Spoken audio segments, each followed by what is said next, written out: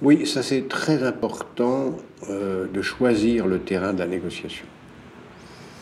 Euh, Quand on est dans une négociation internationale, si on accepte la négociation de l'autre, sur le terrain de l'autre, on a perdu. Et dans tous les sommets dans lesquels j'ai eu à participer, je considère que j'ai remporté la victoire, ou que la France remporte la victoire, à partir du moment où c'est sur la base du texte français qu'on discute. Par exemple, il y a très très longtemps, il y a eu un sommet très disputé aux États-Unis, à Williamsburg en 1983, sur des questions de défense. Et nous avions préparé un texte qui nous allait très bien, qui permettait d'éviter que la force française nucléaire soit considérée comme partie des forces américaines dans le décompte du désarmement. Et malheureusement, par une erreur de négociation d'un ministre français, ce texte n'a pas été utilisé et on a utilisé le texte américain.